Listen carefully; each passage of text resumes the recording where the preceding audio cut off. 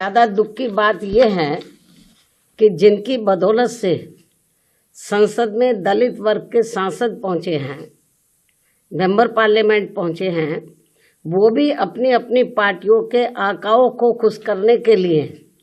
दलित उत्पीड़न के मुद्दों पर अधिकांश चुप ही बैठे हैं। चाहे वो दलितों के उत्पीड़न का मामला अपने देश का हो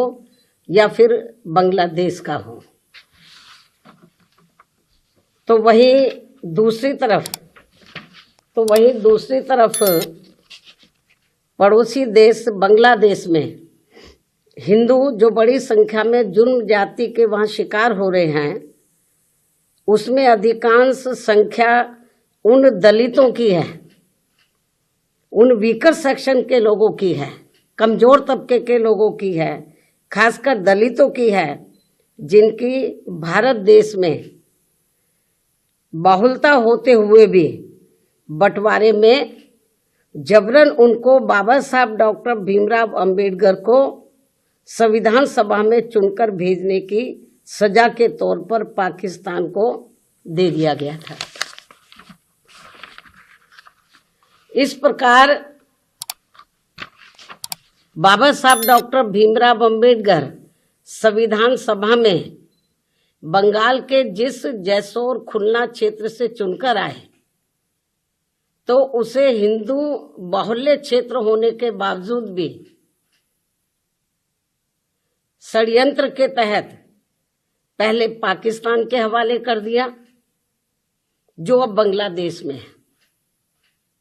वो क्षेत्र अब बांग्लादेश में है, और जिस क्षेत्र को पहले पाकिस्तान के हवाले कर दिया था, जो अब बांग्लादेश में है, तो हिंदुओं में भी अधिकांश संख्या वहां वीकर सेक्शन की थी, जिससे फिर बाबा साहब डॉक्टर भीमराव अंबेडकर वहां से इस्तीफा देकर भारत वापस आ गए बांग्लादेश से। और ये सब जातिवादी खेल कांग्रेस पार्टी का था। और अब जब वहां इनका शोषण हो रहा है, तो विपक्ष की ये मुख्य पार्टी इस पर चुप है, कांग्रेस पार्टी चुप है, और अब वह केवल मुस्लिम वोट के लिए संभल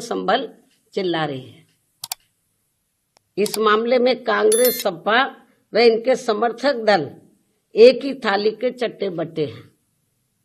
ऐसे में बीजेपी व उनके नेतृत्व में चल रही केंद्र की सरकार अपनी जिम्मेवारी को आगे बढ़ चढ़कर निभाए, ताकि शोषण का शिकार हो रहे दलित वर्ग के लोगों का वहां और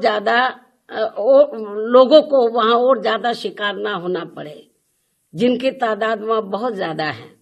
या फिर कांग्रेस की इस गलती का, जो अब वहां दलितों को नुकसान उठाना पड़ रहा है, तो उन्हें वहां की सरकार से बातचीत करके भारत में वापस लाया जाए।